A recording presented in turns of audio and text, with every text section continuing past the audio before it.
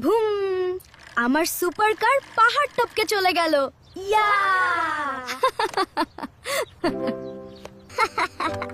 আরহাম বাবা, আস্তে খেলো। আজকে জুম্মার দিন, একটু পরেই কিন্তু আজান দিবে। হ্যাঁ আরহাম, আজকে আমরা একসাথে মসজিদে যাব। তুমি কিন্তু রেডি থেকো।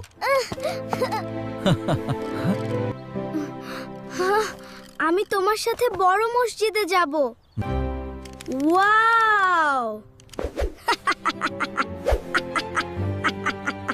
সুপার বয়, আমিও সুপার বয় হব। ডিশুম ডিশুম, দুষ্টু দানব ফিনিশ কর।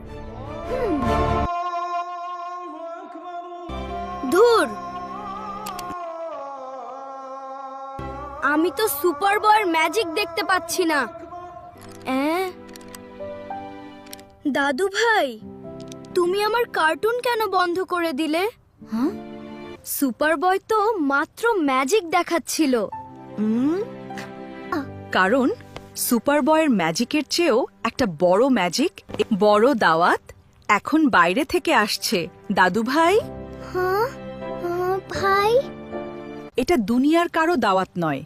আজান হলো মহান আল্লাহর পক্ষ থেকে আমাদের জন্য দাওয়াত। সত্যি আল্লাহ ডাকছেন? আমাদের প্রিয় নবী বলেছেন, যখন তোমরা আজান শুনবে তখন মুয়াজ্জিন যা বলে তোমরাও তাই বলবে।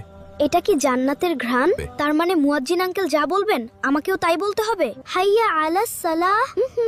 এই সময় বলতে হয়, লা হাওলা ওয়ালা কুওয়াতা ইল্লা বিল্লাহ। লা হাওলা ওয়ালা কুওয়াতা ইল্লা বিল্লাহ।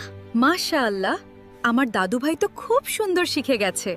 মা, আমি বুঝতে পেরেছি আজানের সময় কার্টুন দেখা একদম অনর্থক কাজ। তুমি যে নিজের ভুল বুঝতে পেরেছো, এতে আল্লাহ তোমার উপর অনেক খুশি হয়েছেন। মা, দাদু ভাই, আমি বাবার সাথে আল্লাহর দাওয়াতে যাচ্ছি।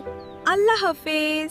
ছোট্ট বাবা- বন্ধুরা, আজান শুনলে আমরা টিভি বন্ধ করে চুপ করে আজান শুনবো এবং জবাব দিব, কারণ আজানের জবাব দিলে জান্নাতে যাওয়া সহজ হয়ে যায়।